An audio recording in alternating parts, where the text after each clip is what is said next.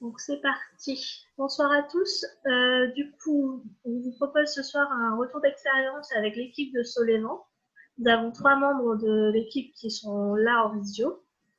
Pierre, François Golpé et Sacha Wagner. Donc du coup, ce qu'on vous propose, c'est qu'il y ait un temps d'abord de 30-45 minutes pour présenter ce qu'ont fait l'équipe de Soléman. Et après, un temps d'échange de questions avec vous par rapport à comment s'est passée l'expérience Soléman, comment on réussit à monter une centrale de 36 kg sur une toiture d'école en ayant réussi ça, en ayant la première rencontre de Soléman en 2017 et l'inauguration en 2019. Donc, en premier lieu, François va nous faire une petite présentation de l'historique de l'association. Et après, on parlera vraiment du fond, du cadre administratif et du cadre technique et du cadre financier. Voilà l'étape qui va se passer. Et par la suite, vous aurez le temps d'échanger, de vous poser directement vos propres questions à ces 3 personnes. Donc, François, je te propose d'y aller, de commencer à faire un peu l'historique de Soléman, s'il te plaît. Okay. Bonsoir tout le monde. Donc en fait, l'histoire est née en fait d'une rencontre d'un certain nombre de personnes. En fait, chacun avait ce projet-là dans sa tête, mais était tout seul dans son coin et par relation. Donc, on s'est tous retrouvés à avoir un point commun qui était Magali, qui a été un petit peu le catalyseur et donc qui a monté la première réunion. Où on s'est retrouvés à discuter effectivement de notre volonté d'agir pour la transition énergétique.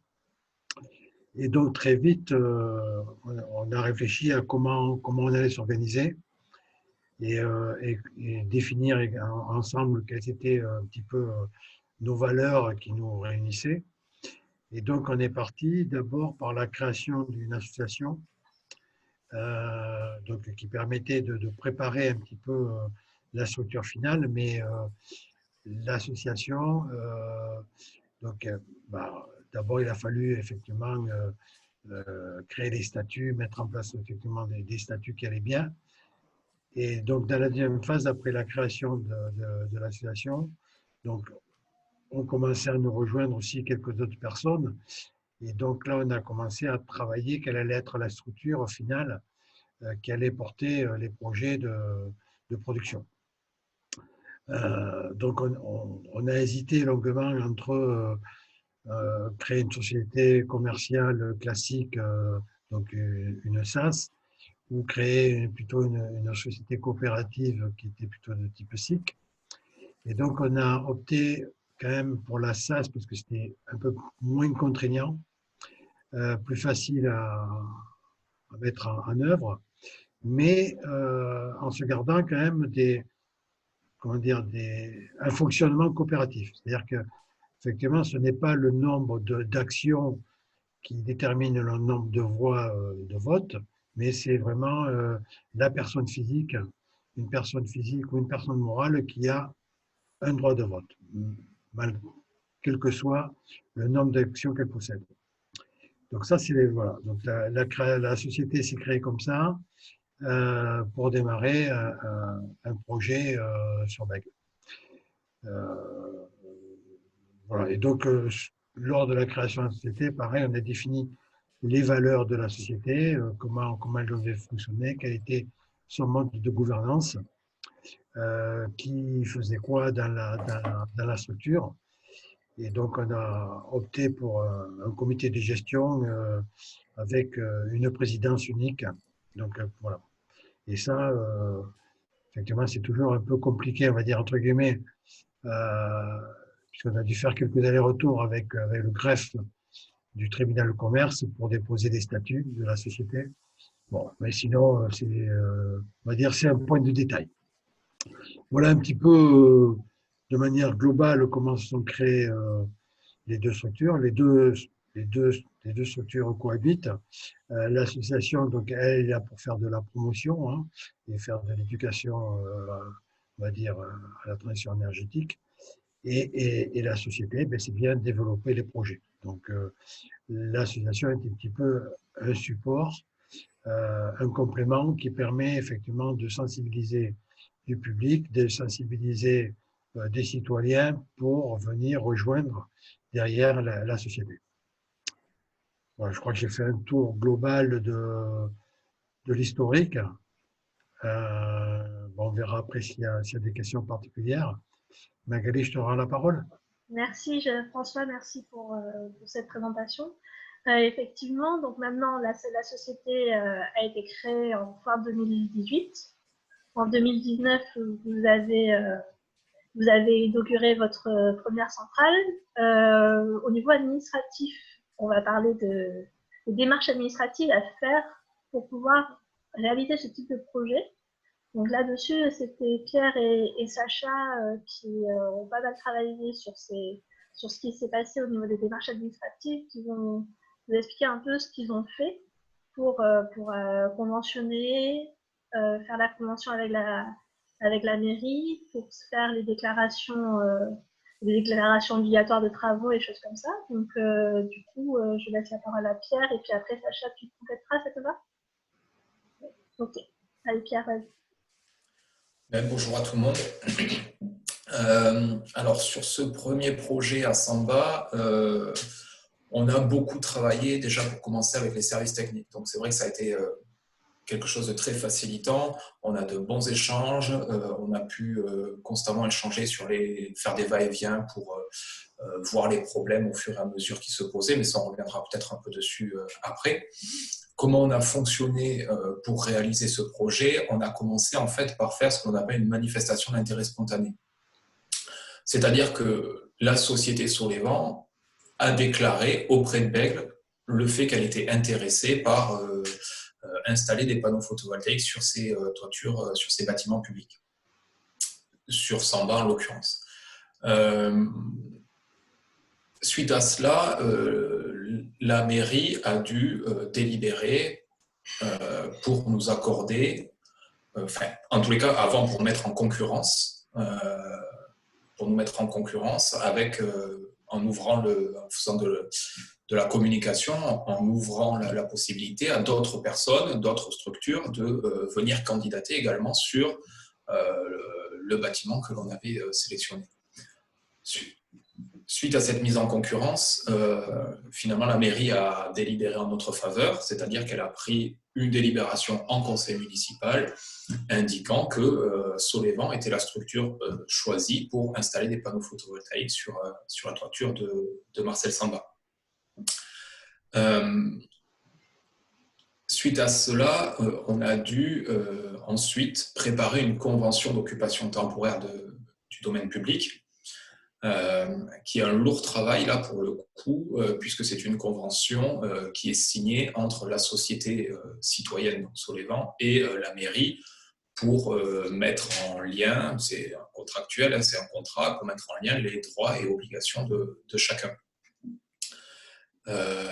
Donc ça, on a beaucoup discuté, beaucoup échangé, on s'est aussi basé sur des choses existantes, sur des projets citoyens existants ailleurs en France, notamment je pense à l'INR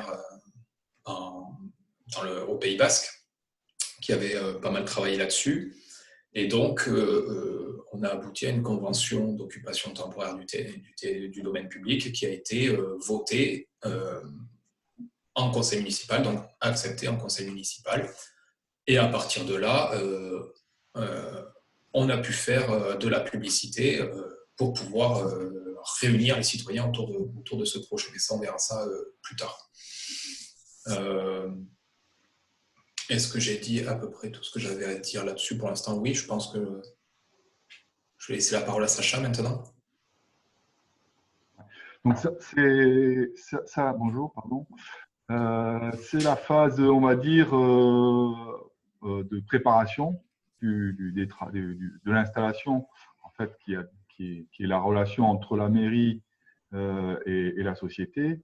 Et suite à ça, il faut mettre en place, on va dire, les démarches administratives propres au chantier, on va dire, d'installation et à la préparation des travaux.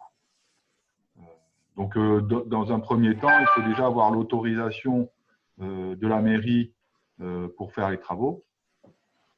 Donc, du coup, il y a là, dans ce projet-là de Semba, on a fait une déclaration préalable qui a permis d'avoir l'autorisation déjà de pouvoir faire les travaux sur la toiture de l'école où on avait prévu de faire les travaux. Donc ça, c'était une première démarche administrative qu'on a faite auprès de la mairie. Donc, vu que c'est la mairie qui instruit le dossier, c'est facilitant puisque c'est sur leur propre domaine qu'on a réalisé les travaux. D'autre part, on consulte aussi les entreprises qui peuvent réaliser les travaux. Et pour faire cela, on prépare des documents en fait, contractuels et descriptifs des travaux en eux-mêmes. Donc des CCTP, des cahiers des charges techniques et administratifs, des contrats, des choses comme ça. Donc il y a des documents aussi contractuels à préparer pour garantir, on va dire, la bonne réalisation des travaux. D'autres éléments qu'il faut réaliser avant de commencer les travaux proprement dit, c'est les études techniques, on va dire, structurelles et dimensionnement de l'installation. Donc, on a fait appel à l'entreprise qui nous a réalisé les travaux, a fait elle-même les études de dimensionnement par rapport à la toiture qu'on avait à disposition de l'école Semba, et qui a réalisé le dimensionnement et le calpinage sur la toiture des panneaux solaires, ce qui a permis aussi d'avoir déjà des premiers éléments pour réaliser la déclaration préalable, pour faire les dessins, coupe façade, etc. Donc ça, c'est voilà, la démarche, on va dire, pour dimensionner les panneaux. Et comme on intervient sur une toiture qui existe déjà, il est nécessaire également pour s'assurer que la structure du bâtiment puisse recevoir les panneaux solaires, de faire une étude structure. Donc là, c'est pareil, on a fait un peu la facilité. On a fait appel à l'entreprise qui nous a réalisé les travaux, qui avait des relations pour étudier les questions structurelles sur ce projet-là. Mais ça peut être des démarches qui peuvent être initiées par la société ou par les porteurs de projets de manière indépendante. Qu'est-ce que je pourrais dire sur les démarches qui sont à réaliser?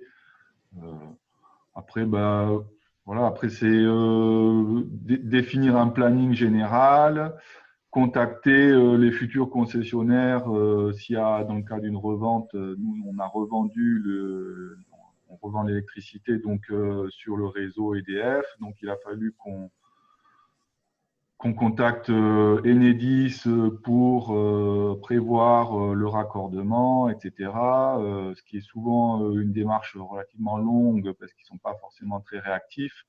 Donc, c'est important de s'y prendre un peu à l'avance. Et c'est des démarches qu'on réalise en parallèle, on va dire, avant le démarrage des travaux, de manière à ce que dès que les travaux sont réalisés, on puisse être raccordé le plus rapidement possible. Là, ça sera plutôt dans les questions techniques, juste après, sur le comment faire techniquement. Ouais. Ça c'est plutôt dans le côté technique. Il y a déjà deux questions, donc je vous propose de les répondre. La première question, c'est est-ce qu'il y a eu un véritable appel à concurrence ou bien une simple information à la mairie pour la manifestation d'intérêt spontané? Pardon, je n'ai pas entendu, Magali. Est-ce qu'il y a eu une vraie mise en concurrence, un vrai appel à concurrence, ou est-ce qu'il y a juste une information dans la mairie pour Non, il y a eu un vrai appel, il y a eu une vraie mise en concurrence. La mairie c'est une obligation légale de toute façon. La mairie a fait une publicité, un affichage en mairie, et elle a fait un affichage aussi sur son site internet. Donc, une vraie publicité qui a duré un mois. Je crois que c'est un mois ou 5 semaines, quelque chose comme ça. Et ensuite, effectivement, une fois que cette publicité était finie, ils ont pu sélectionner les dossiers. Je crois ne pas me tromper en disant qu'on était les seuls sur le coup. Donc, voilà. Après, il y a des questions sur les travaux. Donc ça, je propose que ce soit après. Là, on va faire une partie technique juste après. Il y a une question sur le côté réglementaire avec le SDIS. Comment ça s'est passé? Donc là, c'est Sacha, si tu veux intervenir pour la relation avec le SDIS. C'est plus Julien qui a fait ça. Sur le SDIS, a priori, on n'a pas eu on n'a pas eu de grosses difficultés, mais c'est vrai qu'on avait nous fait un dossier relativement allégé parce que dans le cadre d'une déclaration préalable, normalement, on n'est pas censé donner des documents complets sur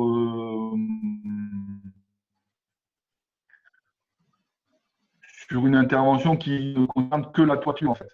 Mais après, c'est vrai que comme on faisait passer un câble sur la façade, qu'il y avait des questions sécuritaires qui entraient en jeu sur l'installation, on s'était rapproché du SDIS pour donner des informations génériques. Et puis, je crois que c'était la mairie qui était censée, à un moment donné, transmettre ces informations-là, mais que ça n'avait pas été fait. Et du coup, nous, on avait redéposé des documents complémentaires à l'ADP pour le SDIS spécifiquement. La déclaration préalable. Voilà, mais… c'est les pompiers. Pardon? Il y a quelqu'un qui nous demande que c'est le SDIS. Le SDIS, c'est la gestionnaire des pompiers. C'est… comment ça s'appelle? Je sais plus. Service départemental incendie sécurité. Quelque chose comme ça. Ok. Voilà. Donc, c'est ceux qui, en fait, regardent la sécurité vis-à-vis du public sur les ERP en ce qui concerne voilà, bon, les accès, on va dire, au bâtiment, la sécurité au feu, la sécurité des personnes de manière générale. Alors, nous, notre projet, il intervenait que sur la toiture, il modifiait pas ni les entrées du bâtiment, ni les effectifs, ni certains éléments sécuritaires, on n'intervenait pas dessus. Alors, aujourd'hui, c'est un peu différent parce que effectivement, les pompiers regardent sur la manière comment sont posés les panneaux solaires en toiture, parce qu'effectivement, il y a eu des cas d'accidents, on va dire, qui sont suspectés sur les panneaux solaires. Alors, ça n'a jamais été vraiment avéré, mais bon, il peut y avoir que les travaux mettent en danger d'autres éléments du bâtiment et du coup, ils veulent quand même regarder qu'est-ce qui se passe et comment sont installés les panneaux. S'il y a des éléments de coupure du circuit électrique qui sont mis en place de manière à ce qu'ils puissent sécuriser l'installation quand il y a un incendie et puis éviter l'éventuel risque, on va dire, dû à l'installation des panneaux solaires. Mais, ça concerne, je pense, plus les onduleurs et la partie entre les onduleurs et le réseau qui est courant fort, puisque après, entre les onduleurs et les panneaux, c'est la basse tension, donc il n'y a pas forcément de risque. Donc, ils aiment bien regarder ça maintenant dans tous les travaux sur les bâtiments publics. Ils ont un droit de regard, même si administrativement, on n'a pas forcément l'obligation de déposer des documents spécifiques, mais ils peuvent le demander, même si c'est des fois la mairie en fait à les fournir dans le cadre d'une déclaration préalable. Voilà. Donc, vous posez plein de questions au niveau technique. Du coup, on va passer à la question. De prise de démarche auprès de la mairie. Alors, Alors, dans le cadre d'une déclaration préalable, c'est 1 mois d'instruction. Mais s'il y a des pièces complémentaires, la date de demande des pièces complémentaires, c'est le nouveau départ, on va dire, du délai dès que les pièces sont déposées en mairie. Donc, Voilà, ça peut aller assez vite. Après, s'il y a des modifications, on va dire, en façade qui sont importantes ou de la structure de la toiture, ça peut passer sous un permis de construire. Donc ça, le permis de construire, c'est 3 mois. Et après, bon, c'est vrai qu'il y a aussi un délai de recours des tiers qui est un délai de 2 mois qui permet à d'éventuels voisins ou des tiers de pouvoir déposer une réclamation auprès de la mairie pour X questions. Si le projet ne rentre pas dans le cadre du PLU, par exemple. Donc, c'est aussi un délai qui est réglementaire. Et bon, s'il y a des risques qu'il y ait des voisins qui sont contre le projet, il vaut mieux respecter ces 2 mois avant de commencer les travaux, de manière à ne pas avoir à déposer les choses ou refaire des travaux ou avoir des problèmes administratifs par la suite. Et cette école n'est pas dans un rayon de zone de protection architecturale, du coup, il n'y a pas eu d'intervention. Ah oui, voilà. Alors, c'est vrai que si on est dans le cadre d'un secteur sauvegardé, le délai peut être rallongé jusqu'à 6 mois, le délai global d'instruction en fait du dossier, parce que la mairie elle va envoyer le dossier aux différents services qui instruisent, qui sont la direction DDTM, mais ils changent 3 fois. La direction départementale. Voilà, des territoires et des maires. Et dans le cadre d'un secteur sauvegardé, ils envoient le dossier aussi aux Bâtiments de France qui, eux, mettent beaucoup plus de temps à instruire le dossier. Et donc, ça prend plus de temps. Il y a une question, c'est pourquoi vous avez choisi cette école? Est-ce que François ou Pierre…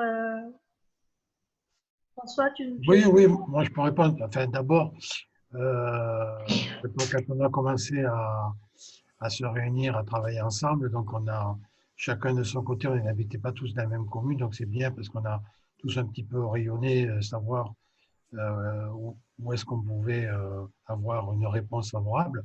Et donc moi, habitant à Bègle, bon, étant sur une commune entre guillemets verte, donc ça a été, le contact a été très très facile et très rapide. Et donc quand ils nous ont dit OK, OK pour la démarche, déjà ils nous ont donné toute une liste ils nous ont donné la liste de tous les bâtiments communaux, parce qu'en fait ils avaient déjà lancé il y a 10 ans de ça une préétude. Et donc, ils avaient répertorié toutes les toitures avec toutes les surfaces.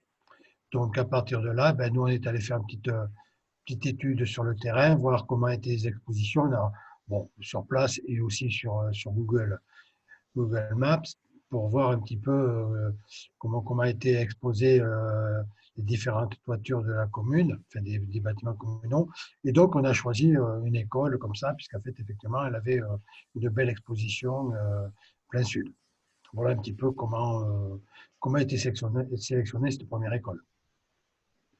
Ok, on va passer côté technique. Donc là, la question, c'est comment ont été choisis l'installateur, qu'est-ce qui se passe en fait, comment ça se monte une centrale photovoltaïque, quelles sont les démarches à faire au niveau technique, qu'est-ce qu'il faut connaître, comment vous avez choisi les panneaux, et ainsi de suite. Donc là, François, si tu veux commencer. Oui, en fait, sur les choix, pareil, nous, on a travaillé sur des appels d'offres que l'on a fait un petit peu sur différentes sociétés que l'on connaît. Donc, on a démarré comme ça. Après, vous faites un petit cahier des charges pour chaque élément et vous envoyez ça donc à des sociétés plus ou moins connues sur le marché. Tu peux parler un peu plus fort, s'il te plaît? Oui, je disais que moi, nous, on a dans nos valeurs, c'était effectivement travailler le plus français possible, le plus local possible. D'abord, le plus local possible, donc de préférence avec du matériel français, ou au pire européen. Voilà. Donc c'est un petit peu la démarche globale. Après, donc sur les détails, peut-être que Pierre ou Sacha peuvent en dire plus.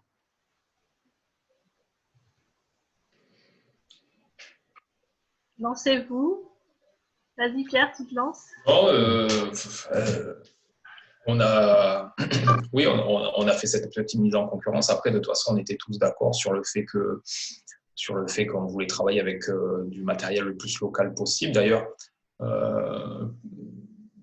petite anecdote à ce sujet, à un moment, on a eu un problème avec les onduleurs, puisque les onduleurs choisis étaient des onduleurs allemands, SMA, qui étaient en rupture de stock à ce moment-là. Et du coup, on avait la possibilité de passer sur du Huawei, qui est du coréen. Et donc, on a échangé entre nous et on a décidé d'attendre un peu plus longtemps pour pouvoir rester avec du matériel européen plutôt qu'aller partir avec du matériel coréen qui venait de bien plus loin et qui était bien moins cher également. Donc voilà, c'est aussi pour expliquer notre démarche qui se veut vraiment être une démarche vertueuse et locale en tout cas. Okay.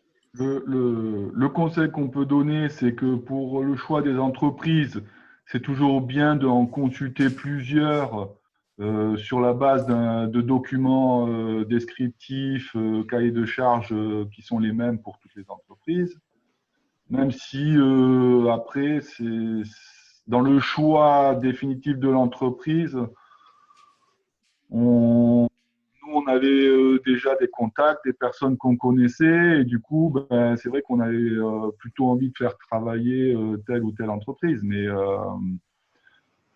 c'est quand même bien de pouvoir les comparer dans un premier temps, voir qu'est-ce qu'elles proposent, à quel tarif. Et des fois, on peut avoir des surprises. Hein, voilà. Oui, Pierre? Oui, justement, à ce sujet-là, c'est aussi important, c'est que l'entreprise que l'on a sélectionnée, c'était aussi une entreprise qui acceptait de travailler avec les panneaux photovoltaïques que l'on avait sélectionnés également. Donc, ça a aussi joué dans le choix de l'installateur, finalement. Est-ce que vous êtes passé en direct pour acheter les panneaux? Exactement. Dans notre cas, on avait fait effectivement une petite économie en commandant les panneaux directement aux fournisseurs, parce qu'on avait sélectionné ce fournisseur-là. Et du coup, on avait besoin de trouver une entreprise qui accepterait qu'on puisse, nous, se fournir directement des panneaux et que l'entreprise puisse juste les poser. En fait. Tout en acceptant de garantir les travaux, la réalisation sur la base des décennales, comme toute entreprise, en fait. Ok.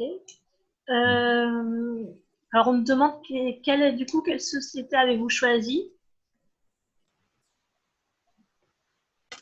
Inelia. Inelia ABC Construction? ABC Construction, exactement. Ouais. En fait, au niveau des panneaux photovoltaïques, on appelait Voltec, donc, qui est une société française qui est basée en Alsace. Et donc, les onduleurs, donc c'est du SMA. L'installateur, donc c'est une entreprise bordelaise, donc ABC Construction, avec un bureau d'études qui s'appelle Inelia. Quoi dire d'autre? Ben, je crois que c'est tout. Hein. C'est les principaux postes, quoi. Hein. Ça se passe comment la construction? Les étapes de construction, est-ce que vous avez fait vous-même la maîtrise d'œuvre ou est-ce que vous avez sous-traité la maîtrise d'œuvre? Au niveau du chantier, ça s'est passé comment?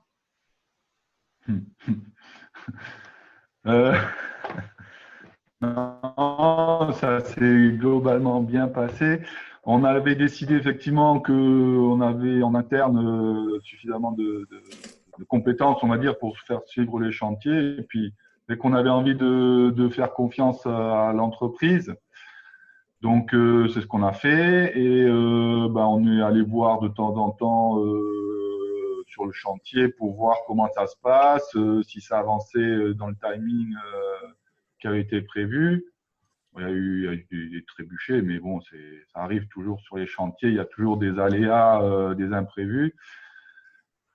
Après, c'est vrai que ça peut être bien d'avoir un professionnel qui connaît un peu la maîtrise d'œuvre du bâtiment.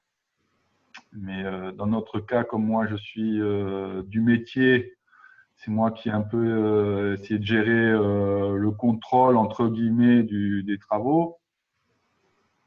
Et puis voilà.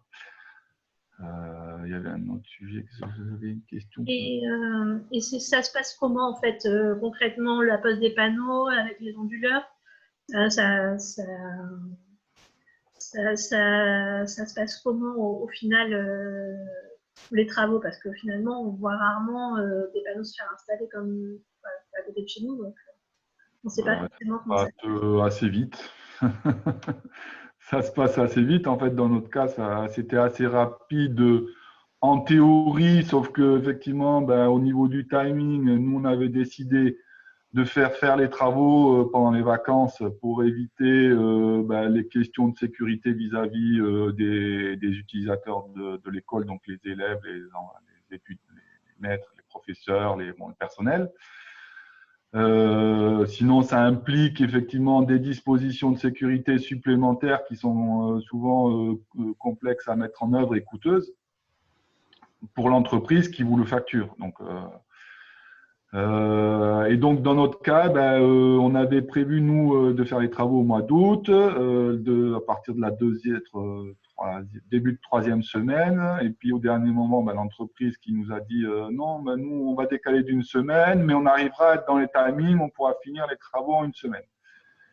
Et malheureusement, ben, ça n'a pas été le cas parce qu'ils ont eu des surprises sur le chantier qu'ils n'ont pas anticipé suffisamment, et du coup, ben, on a fait une partie des travaux et puis on a reporté les travaux aux prochaines vacances. Mais bon, voilà, c'était notre premier projet, notre premier chantier. Donc, c'est vrai que nous, on n'avait pas anticipé forcément ces questions-là parce qu'on avait souhaité, enfin, on était d'accord pour faire confiance à l'entreprise de manière générale. L'entreprise en elle-même avait quelqu'un de compétent qui était censé suivre les travaux aussi et maîtriser le délai. Mais c'est vrai qu'en théorie, en 2 semaines, voilà, on a fait l'ensemble des travaux étaient faisables en 2 semaines. Sauf qu'effectivement, vis-à-vis après, il y a eu la rentrée et du coup, bon, ça a été un peu coupé en deux, on va dire, les travaux. Mais ça va assez vite. Hein, donc, après, je pense que tout chantier a sa spécificité et c'est dans les cahiers de charges, parce que j'ai vu qu'il y avait une question sur ça. Quels sont les critères importants dans les cahiers de charges? C'est essayer de bien définir les particularités du chantier. Et essayer tant bien que mal de définir des clauses vis-à-vis de ces particularités, en plus des clauses générales qui peuvent être le respect des règles de l'art, respect des normes, etc. Mais d'essayer de décrire dans les cahiers de charges déjà les particularités du chantier, les accès, les dispositions peut-être de la toiture ou de sécurité à respecter. Voilà, en plus de définir effectivement avec quelle marque vous voulez travailler, même si effectivement dans le cadre d'un appel d'offres, on peut laisser ouvert à différents choix de marques, mais s'il y a déjà un avis en fait de marque, on peut définir une marque dans le cahier de charge, le matériel ou au moins la qualité du matériel, la provenance éventuellement, de manière à tous les critères, on va dire, qui sont souhaités par les porteurs de projets peuvent être inscrits dans le cahier des charges. De manière, et plus ils sont précis et exhaustifs, mieux c'est, de manière à ce que l'entreprise puisse chiffrer le plus précisément ce qui est souhaité par les porteurs de projets. Après, c'est vrai qu'il y a un risque de rentrer trop dans le détail et que l'entreprise ne sache pas exactement répondre à la demande. Donc, il y a un juste milieu entre trop définir de critères et pas suffisamment.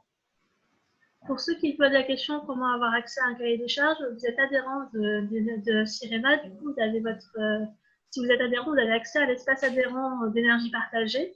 Et dedans, vous avez tout plein d'exemples de cahiers des charges. N'hésitez pas à aller fouiller sur cet espace adhérent. Vous avez vraiment tout ce que vous avez besoin comme papier qui ont déjà des exemples. Il y a des questions sur les onduleurs. Quel choix avez-vous fait au niveau des onduleurs? François, Pierre, Sacha? Moi, je ne suis pas très technique pour en parler, mais pour en Nous, parler. notre critère, c'était d'essayer d'avoir des onduleurs qui sont le plus local possible, donc de préférence européen.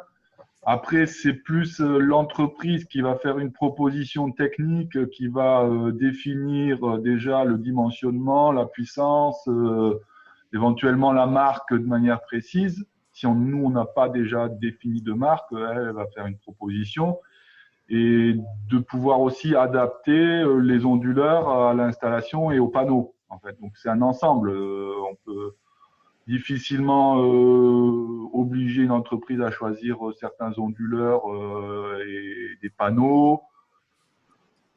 Bon, on peut faire, on va dire, donner des préférences. Après, c'est l'entreprise qui va valider si ce choix-là, il est pertinent économiquement ou si eux, ils ont peut-être des tarifs aussi préférentiels chez certains fournisseurs qui ne correspondent pas forcément au matériel que nous, on aura défini dans notre cahier de charge. Donc, c'est une discussion. Une fois que l'entreprise est choisie, il y a toujours moyen de rediscuter et de négocier sur le matériel, en fait, de savoir effectivement pourquoi l'entreprise elle a choisi tel matériel alors que nous, on avait plutôt prescrit ça.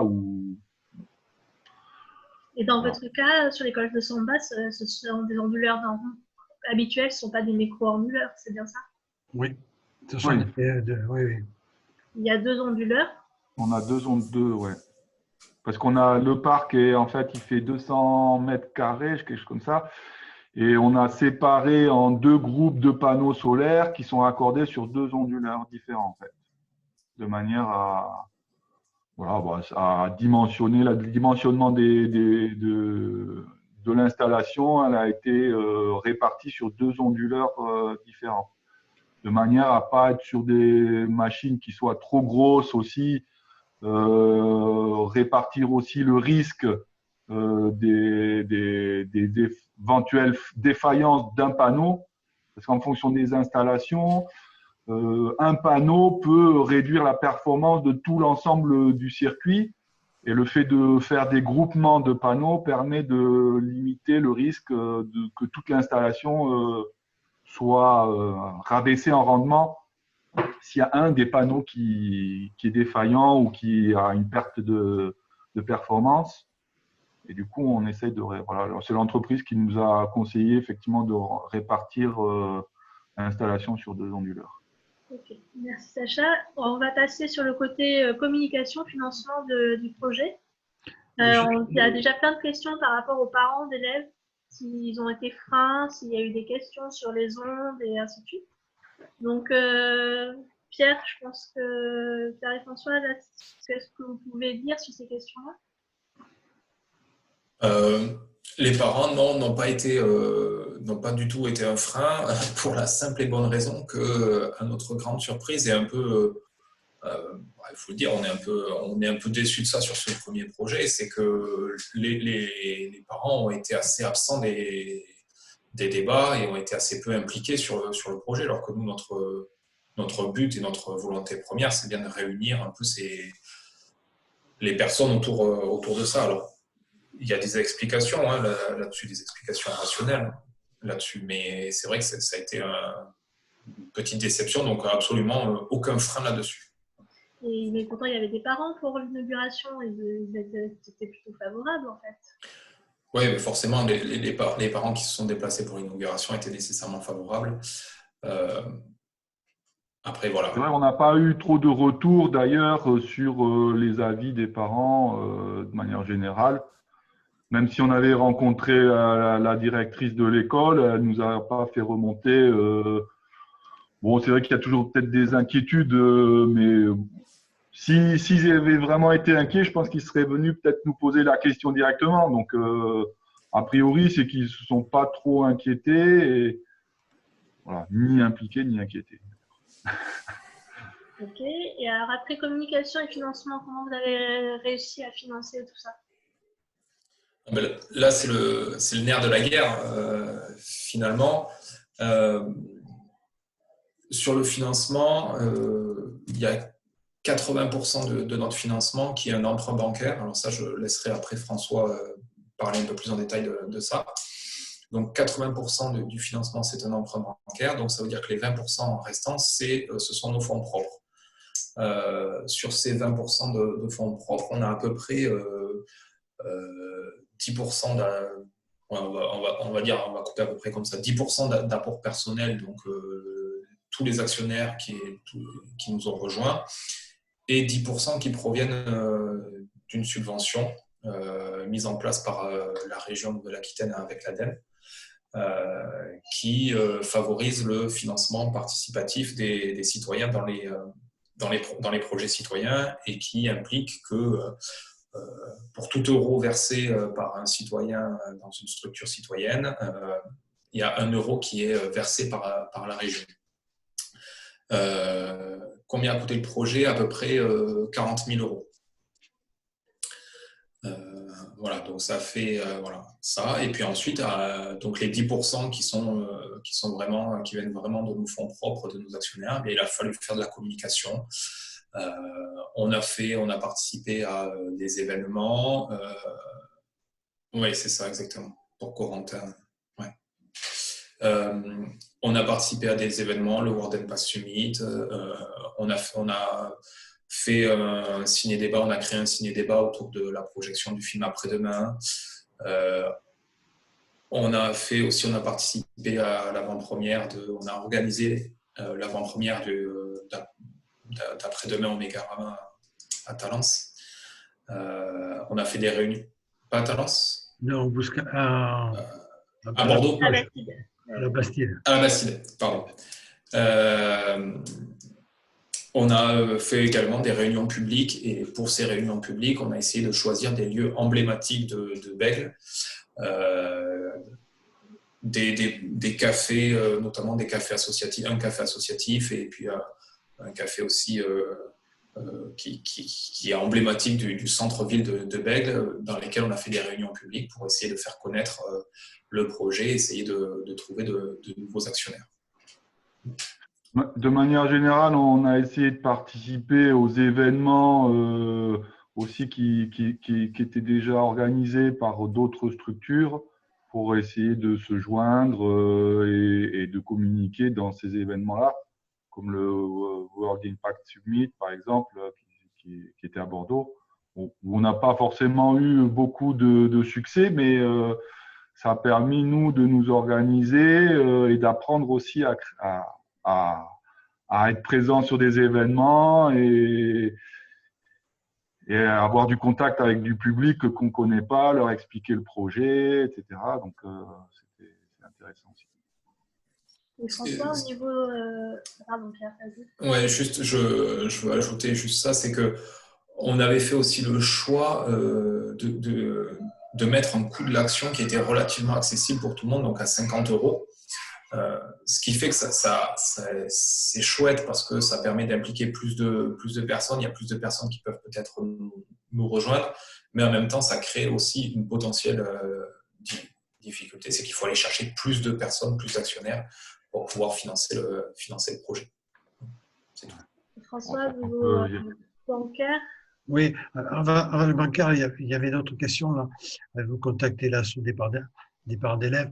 En fait, dans notre timing, en fait, on est mal tombé puisqu'effectivement, comme on avait prévu de faire travailler l'entreprise durant l'été, donc à partir de juillet, il n'y avait plus personne dans les écoles.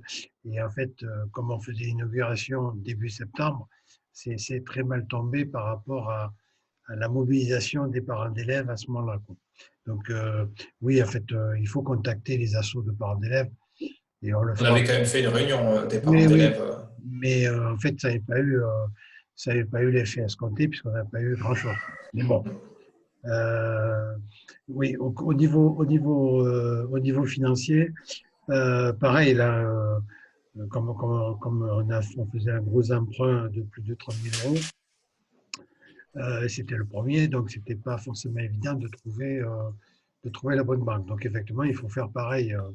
Il faut frapper aux différentes portes et faire pareil une étude pour savoir quelle est la banque la plus favorable. Alors là, il y a aussi, sur le cas, il peut y avoir des contraintes, c'est qu'effectivement, derrière se pose la question de la caution bancaire, de la garantie bancaire. Puisque lorsqu'on est dans une société, que c'est la première installation, que vous n'avez pas encore de bilan, puisque c'est votre première année d'existence, ben là, c'est difficile de convaincre des banquiers de vous apporter cet argent. Donc là, il y a un moyen aussi, enfin, il y a différents moyens. Hein. Soit vous avez des structures comme la Nef qu'on avait contactée, qui intègrent dans le coût du prêt, on va dire, un cautionnement. En fait, voilà. Ça, c'est en fait, la Nef faisait une offre avec une association avec énergie partagée, qui est une offre spécifique pour toutes les structures citoyennes qui montaient des projets comme le nôtre. Et ensuite, donc, il y avait. Mais par contre, bon, effectivement, ce cautionnement inclus, c'est quand même assez coûteux. Après, donc, nous, on a contacté d'autres banques et on s'est arrêté donc, sur une banque qui nous a fait quelque chose d'intéressant, si ce n'est que pareil, comme il y avait des problèmes de cautionnement, d'abord, il y a le nantissement effectivement de la centrale, et deux, demande un cautionnement. Donc là, on s'est rapproché de BPI France, qui nous a fait ça, et ça aussi, c'est un coût. Et ça, c'est un coût assez important qui plombe pas mal le taux d'intérêt que vous avez à la base. Parce que vous pouvez avoir un taux d'intérêt de 1,30, 1,50 ou 1,70 et derrière, vous pouvez monter facilement à 2,20 ou 2,30. Donc voilà, parce qu'effectivement, au départ, il faut prévoir, enfin, il faut réussir à négocier un cautionnement le moindre possible. Ok, est-ce qu'il y a eu des demandes de garantie personnelle? Le nantissement, ça veut dire. Attends, il y a quelqu'un qui demande ce que c'est le nantissement. Oui, nantissement, en fait, c'est-à-dire que si jamais la société disparaît, en fait, les panneaux appartiennent à la banque qui vous a prêté l'argent. C'est comme, en fait, voilà, c'est comme si vous achetez une maison et que vous avez une hypothèque dessus, quoi. Et il y a eu des garanties personnelles ou... Non, il n'y a pas de garantie personnelle. Donc voilà, l'intérêt, c'est qu'effectivement, comme on est une société citoyenne, on va dire, fonctionnement coopératif, et à but, on va dire, malgré tout, lucratif, mais moindre. Donc en fait, il n'y a pas de dirigeant majoritaire, et donc il n'y a pas de caution individuelle. Ok, donc on va reprendre les questions. Est-ce que vous avez d'autres projets en tête? Oui, on a d'autres projets en tête, heureusement. On ne s'est pas arrêté là, puisque enfin, dès le début, déjà à Bègle, on nous avait proposé, enfin, nous avions proposé d'équiper 2 écoles, et effectivement, la ville de Bègle nous a dit OK pour 2 écoles. Donc, on a un deuxième projet.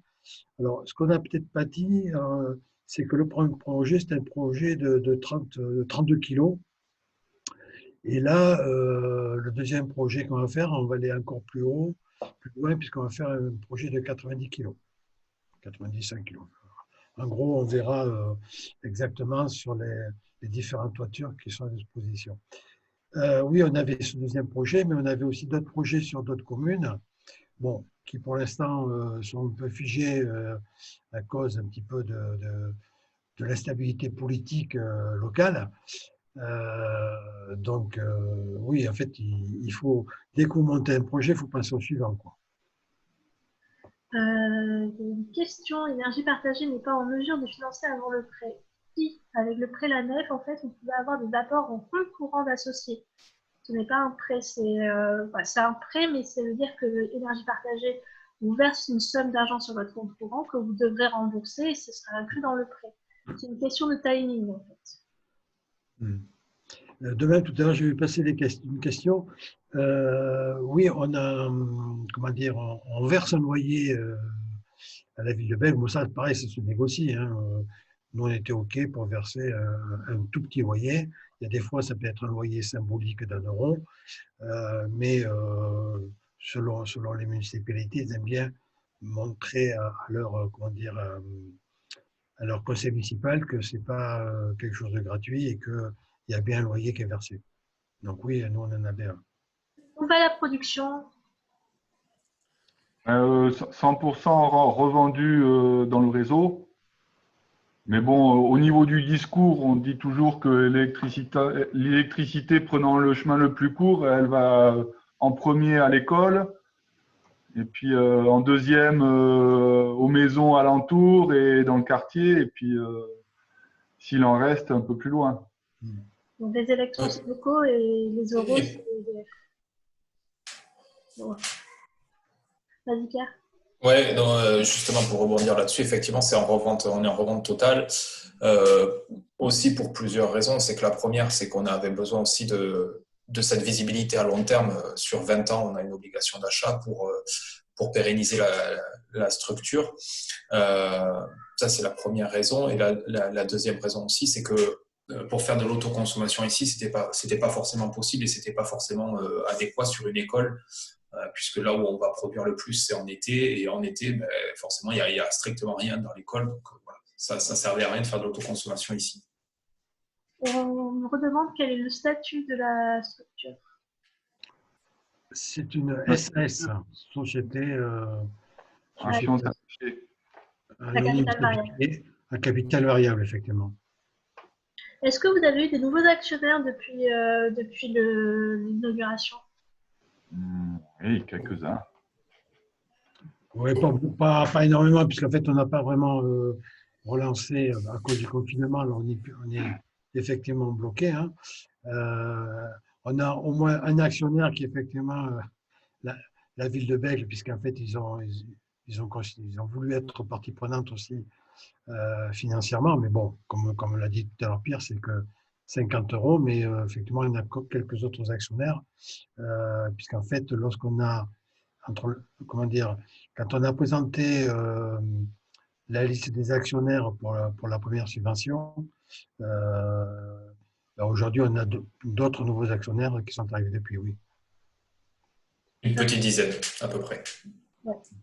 Avez-vous prévu un contrat de maintenance pour l'entretien de la centrale?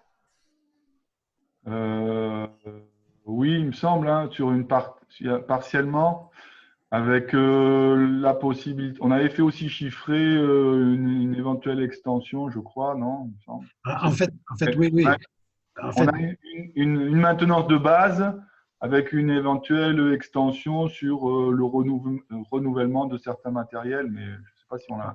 Voilà, en fait, dans le détail, c'est surtout, il y a effectivement un contrat de maintenance pour les visites annuelles, plus ou moins obligatoires, et surtout pour les panneaux, pour les onduleurs, au départ, on avait prévu comment dire, dans notre budget prévisionnel, dans notre business plan, on avait prévu un coût de remplacement des onduleurs, puisqu'en fait, ils ont une durée de vie limitée, on va dire. Mais finalement, avec SMA, alors je ne sais pas si c'est pareil pour les autres, en fait, vous avez une redevance que vous payez, supplémentaire, hein, annuelle, et en fait, ça vous couvre, ça vous garantit je crois que c'est sur 20 ans, ça vous garantit les panneaux. Et alors, on a fait une petite étude, effectivement, ce coût, cette supplémentaire donc de maintenance, hein, est beaucoup moins cher que des renouvellements de panneaux. Donc, nous, on a opté pour cette solution. Et pour la question sur le démantèlement, oui, on l'a pris en compte. On a également pris des dispositions vis-à-vis de la mairie. par rapport à ça. C'est-à-dire que dans la convention d'utilisation de la toiture, il est impératif de prévoir la fin de vie éventuelle de l'installation. Donc, on a, nous, dans notre convention, trois possibilités. Soit on revend l'installation à la mairie, soit on renouvelle pour une nouvelle période, soit on récupère, on démantèle toute l'installation. Et dans notre business plan, effectivement, on a prévu la possibilité que ça soit démantelé à un moment donné. Au niveau de la première année, ça se passe comment en fait? Est-ce que le paiement de l'électricité rembourse les échéances de l'emprunt? Je pense que le remboursement, il commence à la fin de la première année de… Hein, François? Non, on a commencé déjà à rembourser. Ah oui. Oui, on a commencé déjà à rembourser, alors que la première facture, elle sera là que dans un an. Oui, normalement, on doit pouvoir amortir. Alors, j'ai plus les chiffres en tête, mais normalement, dès la première année, on doit pouvoir amortir l'emprunt. Puisqu'en fait, nous, on a pris, je crois de tête, on a pris un emprunt sur 14 ans. Et comment dire, au niveau du compte de résultat, ça amortit au bout de 12 ans. Donc, ce qui veut dire que déjà, on doit pouvoir faire une petite marge chaque année, puisqu'en fait, on a quand même il y a quand même des frais fixes dans la société qui sont incompressibles et qu'il va falloir amortir sur les différentes installations que l'on va faire. Je crois que les contrats d'emprunt, ils permettent qu'on puisse commencer à rembourser au bout d'une année ou même plus. Ça Mais dépend. avec un taux d'intérêt qui est moins intéressant, peut-être. Voilà. Ça, c'est On avait eu des problèmes. c'est un choix, quoi. Ça va pas avoir un amortissement différé. Il y a la question de combien vous avez d'actionnaires et combien dans le groupe moteur. Alors je sais bien, j'ai pas le chiffre en tête, mais au départ, on est parti au niveau de la première l'association, on est parti, je crois la première réunion, on était 6. Et puis, on est monté à une dizaine. Bon, après, il y a des gens qui changent de région, qui avaient des obligations, etc., qui n'ont pas pu rester. Mais aujourd'hui, le fonctionnement se fait, on va dire, on se fait à 6 personnes. On a un noyau dur de 6 personnes qui gèrent l'ensemble de l'activité.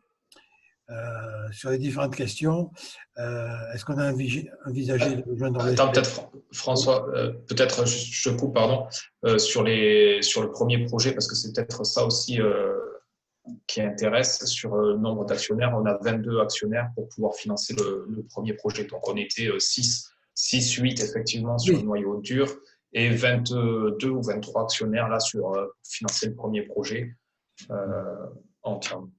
À se répartir 9000 et quelques, je crois, c'est ça? Non. Non. En fait, combien qu'on avait tous les actionnaires, ils ont financé combien du coup là sur les… En fait, sur les, on va dire, sur les 40 000 euros donc du projet, hein, il y a eu 32 000 euros de prêts bancaires et donc il y a 8 000 euros donc on va dire de fonds propres qui se répartissent. Donc je crois que c'est 4 004 d'actionnariat pur et 3 002 de la subvention. Qu'est-ce que j'ai dit? 4 004 et 3006, c'est ça? Et 3006 de la subvention région. Avez-vous envisagé de rejoindre l'ESS, les entreprises sociales et solidaires? Alors, ouais, effectivement, c'est justement d'actualité. En fait, quand on a déposé les statuts de la SAS, il y a simplement une petite case à cocher sur les statuts, sur les documents à rendre au greffe, à la Chambre de commerce et d'industrie, pour indiquer que l'on fait bien partie de SS. Ça, on ne l'a pas fait, donc on est en train de faire la modification. Et de toute façon, on était dans une optique de vouloir se faire labelliser ESUS dès que possible. Mais pour ça, il faut avoir 18 mois ou 24 mois d'activité. Donc voilà. Dès que ce sera possible, on se fera labelliser ESUS de toute façon. Est-ce qu'il y a une rémunération pour les actionnaires? Bah, le but, nous, on a décidé de ne pas rémunérer les actionnaires parce que notre objectif, c'est pas de spéculer, c'est pas de faire des profits phénoménaux. Les projets sur lesquels on est, ce sont des projets généralement qui sont non rentables pour des entreprises classiques. Nous, notre objectif, c'est véritablement de pouvoir essaimer et de pouvoir utiliser l'argent qui est récupéré de la production d'énergie, d'électricité, pour faire de nouveaux projets. Donc, c'est vraiment ça. Donc, on a décidé effectivement de ne pas verser de dividendes aux actionnaires. En fait, je complète en disant que ce n'est pas marqué dans les statuts, hein, qu'il n'y a pas de versement de dividendes. En fait, ce sera, c'est nous qui, au départ, l'avons décidé comme ça, mais c'est l'Assemblée générale des actionnaires qui peut décider autrement si un jour elle décide de verser un dividende. Mais à la base, oui, nous, on part du principe que l'on souhaite qu'on puisse réinvestir sur de nouveaux projets. Mais si un jour il y a une majorité d'actionnaires qui décident de reverser un dividende, rien ne l'interdit au niveau des statuts. C'est ça un petit peu la différence entre une SAS et une SIC. Une SIC, effectivement, on ne peut pas faire, entre guillemets, de reversement de dividendes à ces sociétaires, puisque ce sont des sociétaires, hein, alors qu'une société anonyme peut verser. Non, on peut, mais c'est limité. Mais c'est limité. Ouais. C'est limité à certains quotas. Il y a une question, avez-vous contacté les cigales de Gironde? Alors, c'est une très bonne question, effectivement. On est en contact avec les cigales, on les avait rencontrés l'année dernière, je pense, ou en début de cette année. Je ne me rappelle plus, c'est Julien qui les avait rencontrés. Ça s'est très bien passé. Et là, on devait avoir une réunion avec les cigales de Blanquefort, à Blanquefort, pardon. Mais pour cause de confinement, la réunion est annulée. Donc, on verra ça plus tard. Comme d'autres événements d'ailleurs. Justement, le confinement actuel, ça a quel impact sur vos projets? Énorme. Ça va surtout empêcher le prochain projet de se faire dans le planning qu'on avait prévu, je dirais. Puisqu'on avait prévu de faire les travaux du prochain projet à Bègles aussi cet été. Et ben là, comme on ne peut pas faire les événements comme on avait prévu pour pouvoir trouver des nouveaux actionnaires, et ben voilà, c'est reporté à l'année prochaine. Oui, il faut dire effectivement que toute la partie communication, mobilisation, effectivement, elle est un petit peu au point mort, puisqu'on avait prévu un ensemble de réunions justement avec les parents d'élèves, les anciens élèves de l'école, etc., plus des réunions de quartier, plus des événements. Tout ça est un petit peu soit annulé, soit suspendu. Donc, on est un petit peu bloqué pour avancer sur un nouveau projet. Stand-by. On essaye de travailler du coup, de produire des éléments de communication en interne pour préparer encore mieux les événements à venir. Il y a une question, est-ce que les gens non initiés comprennent-ils facilement le concept? Est-ce que vous avez eu des difficultés à expliquer votre concept? Est-ce que ça se comprend? Comment ça se passe? Oui, c'est assez simple hein, de comprendre le concept qu'effectivement on pose des panneaux sur le toit, deux bâtiments qui appartiennent à tout le monde et que on essaye de les faire financer par les gens du quartier et de manière locale. Après, oui, on rentre, enfin techniquement peut-être moins, mais sur le concept général, bon, on n'a pas trop de difficulté à l'expliquer, à le faire comprendre. En fait, ce qui est assez marrant, c'est que c'est plus facile de convaincre des politiques que des citoyens. Enfin, moi, c'est ma vision personnelle, hein, mais chaque fois qu'on a rencontré les politiques, ah ouais, super, on y va. En fait, ils comprennent le sujet très vite. Autant les citoyens, bon, peut-être bon, les gens ont d'autres chats à fouetter, on va dire, hein, d'autres choses à faire, mais on les sent beaucoup moins impliqués. C'est vrai qu'il faut rabâcher et il faut pas s'arrêter à une seule présentation, il faut en faire plusieurs pour arriver à expliquer, à convaincre. Ouais, comme ça sort du cadre, on va dire, normal de que ce qui se fait à grande échelle et ce dont ils ont comme retour de communication des grands groupes, etc. C'est vrai que ça fait petit projet citoyen et puis ils se demandent mais qu'est-ce qu'ils font ces gens-là? Mais après, quand on leur explique, ils comprennent assez vite l'intérêt d'essayer de réinvestir les gens dans la production de leur énergie et puis ça les sensibilise aussi à la consommation d'autre part. Et en fait, enfin, j'en rajoute encore un petit mot. Le changement climatique, effectivement, ouvre on va dire, l'esprit à beaucoup de monde, mais la transition énergétique, bon, effectivement, ça en fait partie, on est en plein dedans, mais c'est un peu plus compliqué à expliquer. Enfin, les gens à se l'approprier. C'est-à-dire qu'ils comprennent très vite les changements climatiques, mais derrière, la transition énergétique, c'est un peu différent. Alors, quelles sont les suites que vous avez prévues par rapport à la convention à la fin de vie des panneaux, précisément? Pierre?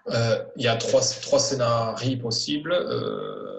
Soit on renouvelle la convention avec la mairie pour une durée de 2 ans. Donc, là, après, la convention, elle est de combien d'années? Pour l'instant, elle est de 30 ans. Donc 30 ans, au bout des 30 ans, on se réunit autour d'une table. Au bout de 29 ans, on se réunit autour d'une table et on décide de quoi faire.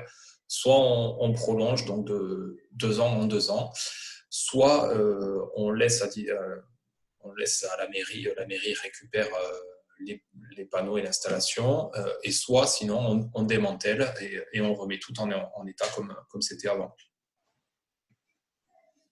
Sachant que le coût du démantèlement et le coût du recyclage a été pris en compte dès le départ et dès l'achat des panneaux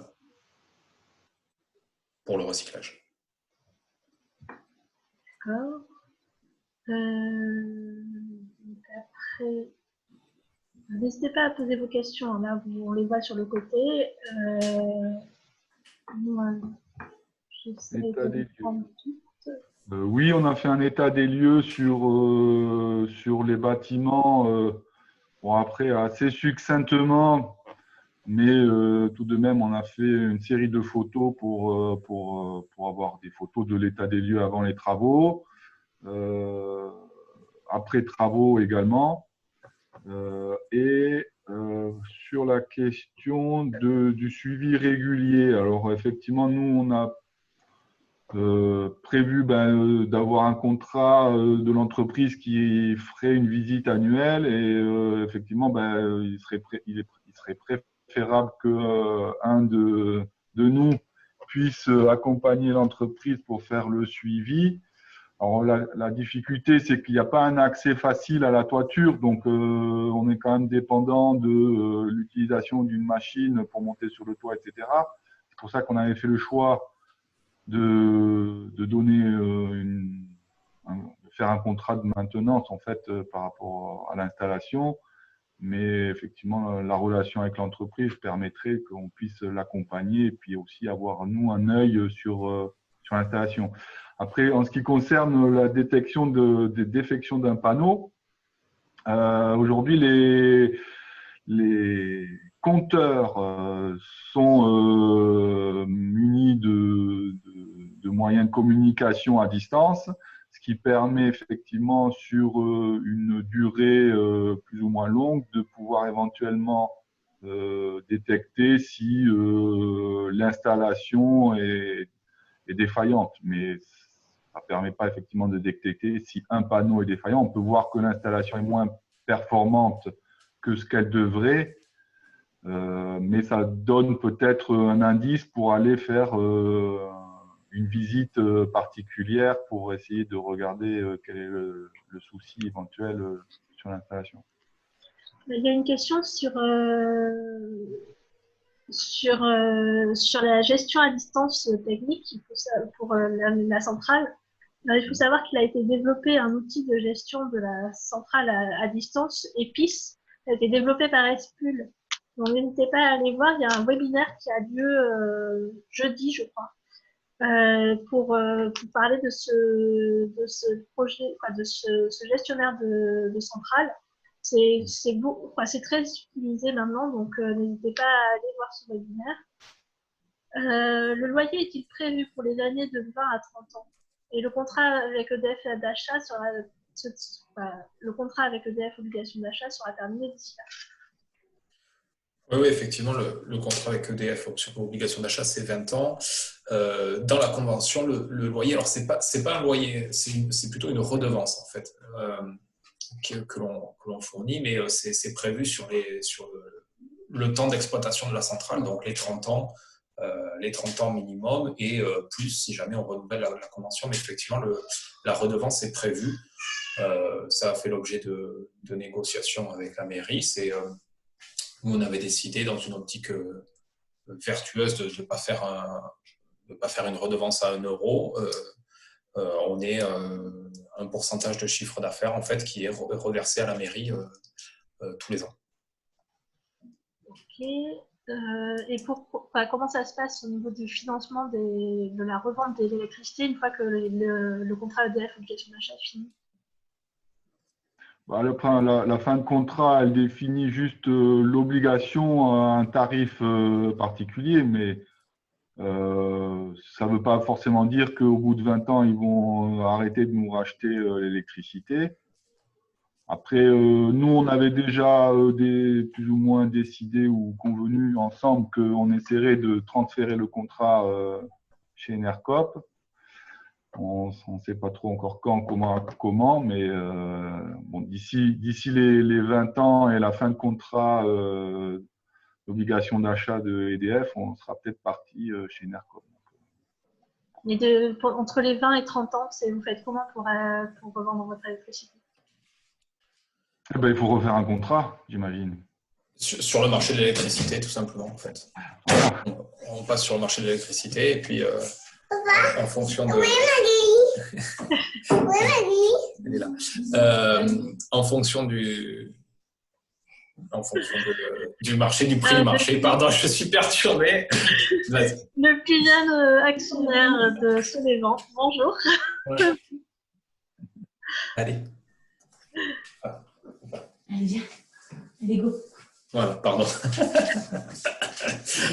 Oui, juste pour compléter ce qui a été dit tout à l'heure là, sur l'état des lieux, nous on avait fait faire quand même une étude de charpente et en fait ça faisait partie des négociations avec les municipalités, puisque avant de pouvoir poser des panneaux, il faut s'assurer que la construction le permet. Donc là il y avait une étude que l'on a financée, donc qui a permis de faire un petit peu un état des lieux de la structure avant les travaux. Il reste 10 minutes, il n'y a pas de nouvelles questions, donc si vous avez des questions, soit vous prenez la parole en mettant en route votre micro, soit on peut encore prendre 2-3 questions si ça vous va, soit on arrête là, vous nous dites. N'hésitez pas, on vous laisse un peu de temps pour réagir. Est-ce que je peux demander ce que vous a coûté l'étude de structure, du coup? Bien sûr. Oui, un peu moins de 1 000 €. Hors taxe. Hein. Mm-hmm. Oui, de même, 40 000 €, on est bien d'accord, c'est hors taxe aussi. Bien sûr, c'est hors taxe, oui. Merci. Merci Jean-Luc. D'autres questions?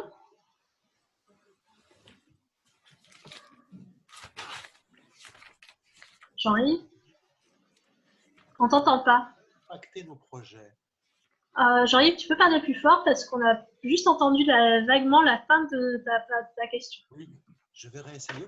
Oui, ce que je voulais savoir, c'est si le contexte actuel peut impacter ce type de projet.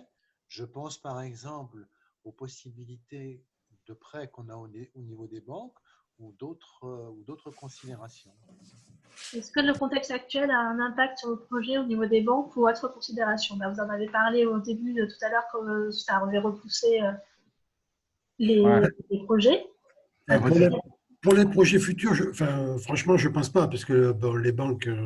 Il y a deux choses. Effectivement, aujourd'hui, je ne sais pas si vous avez vu, il y a des aides pour les entreprises. Et justement, il y a BPI France qui va faire des efforts. Et justement, il va y avoir des prêts à taux zéro euh, pour, pour, pour les entreprises qui fonctionnent déjà, hein, pas pour les nouvelles. Mais je ne pense pas que les banques.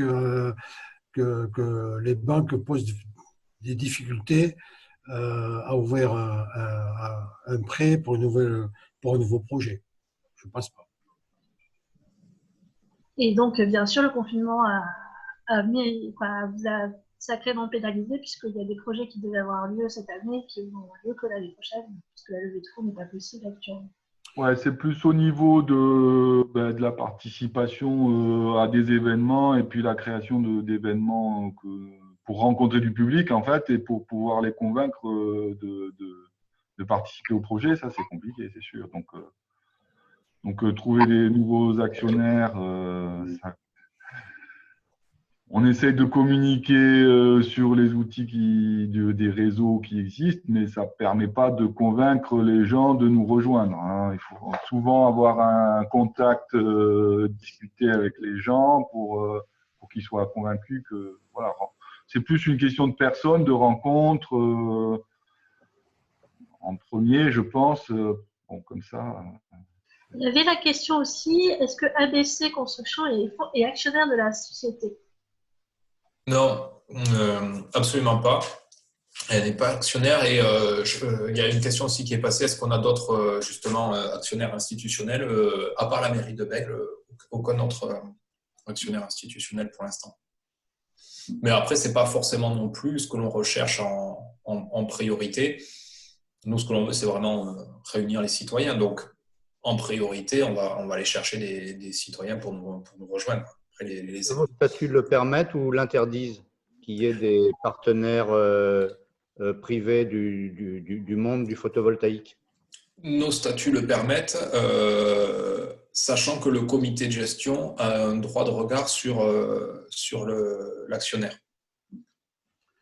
Et de toute façon, quel que soit le nombre d'actions, c'est une voix.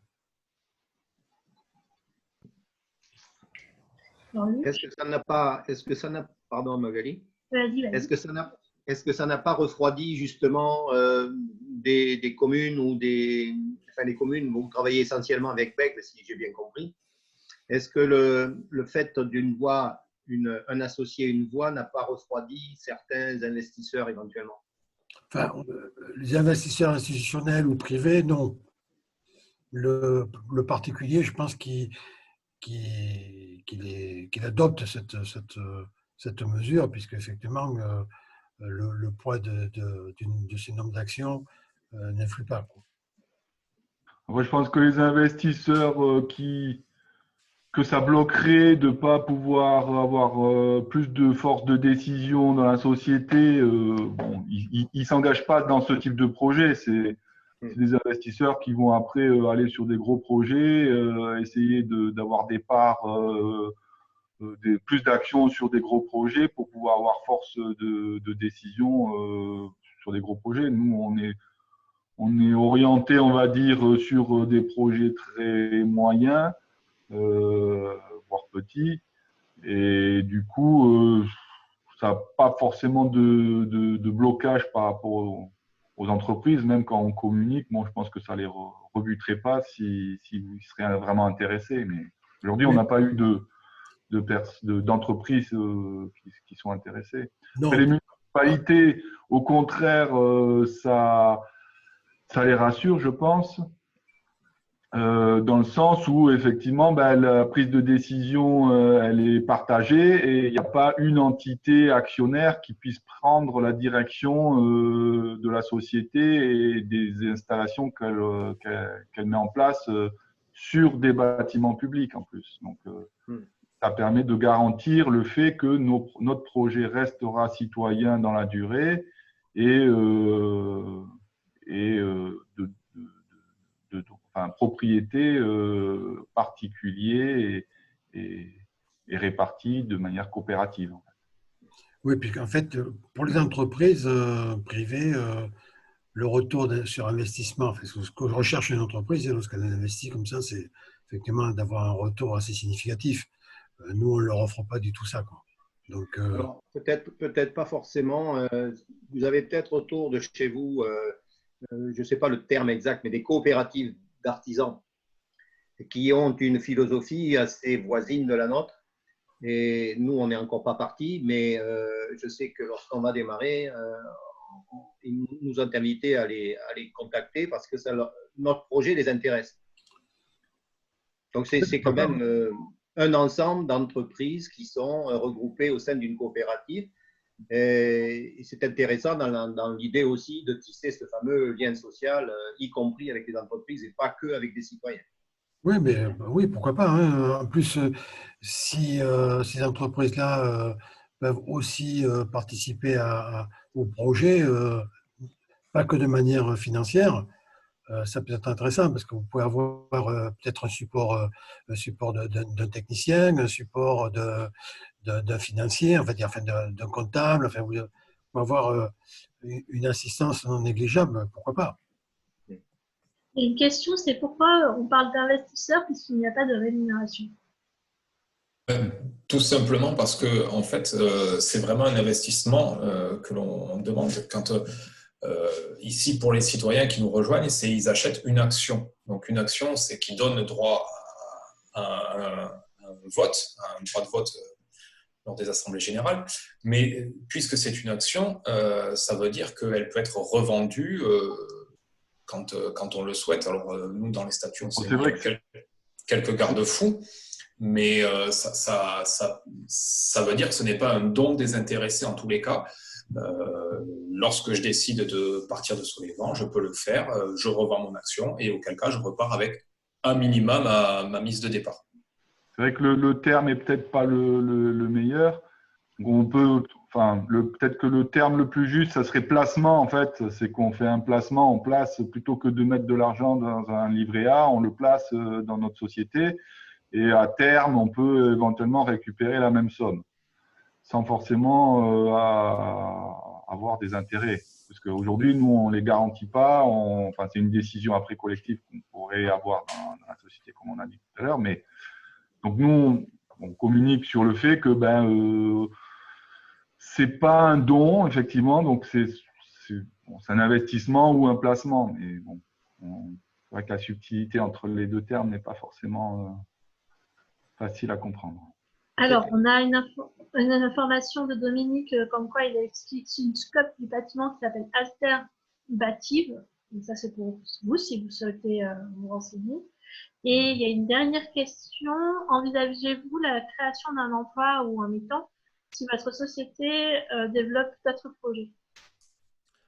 Oui, effectivement, c'est en cours de réflexion justement, puisqu'on a à peu près 6 projets qui sont dans les tuyaux et qui devraient pouvoir sortir quand nous aussi on pourra sortir. Donc effectivement, c'est une question que l'on se pose de pouvoir salarier une personne. Ça fait partie en tous les cas de notre vision et de nos objectifs à moyen terme, au moins à moyen terme en tous les cas, d'essayer de créer de l'emploi local. Ok. On y travaille en tout cas. J'avais vu que tu souhaitais prendre la parole. La dernière question pour toi? Oui, c'était sur l'histoire de l'investissement. Pourquoi parler d'investissement? Mais il y a quand même une prise de risque, hein, même si on fait tout pour que l'investissement soit dérisqué précisément, mais dans la mesure où c'est une action, on est prêt à supporter les pertes qui éventuellement pourraient advenir. Bien sûr. Effectivement. Je vous propose, il est 20h58, on avait prévu une fin à 21h. J'espère que y a-t-il d'autres questions? Une dernière ou je vous remercie. Je pense que je vais vous remercier. Et merci d'être resté aussi longtemps. J'espère que ça a répondu à certaines de vos questions. En tout cas, n'hésitez pas à me contacter par la suite si vous avez toujours des questions. Et je vais vous envoyer un petit mail pour vous donner. Donc, cette vidéo sera prochainement mise sur notre YouTube. Et je vous mets le lien du retour d'expérience d'Oléron sous le soleil qui a déjà été enregistré pour que vous puissiez avoir un autre retour si ça vous intéresse. Pierre, tu veux dire quelque chose? Et si vous voulez, vous pouvez toujours venir liker notre page Solévent 33 sur Facebook, qui est le meilleur canal de diffusion d'informations pour nous. Voilà. En tout cas, merci à tous et merci à tous. Éventuellement, placer quelques euros chez nous en attendant chez vous. On peut faire un échange de procédés si vous voulez. Donc voilà, en tout cas, merci d'avoir joué le jeu. Je sais que les webinaires, les visioconférences, c'est pas toujours facile. Vous avez vraiment bien joué le jeu. Merci à tous. Et puis, n'hésitez pas à contacter votre animatrice locale pour avoir plus d'infos. Je vous souhaite une bonne soirée et plein de beaux projets. Bonne soirée. Au revoir. Au revoir. Merci à tous.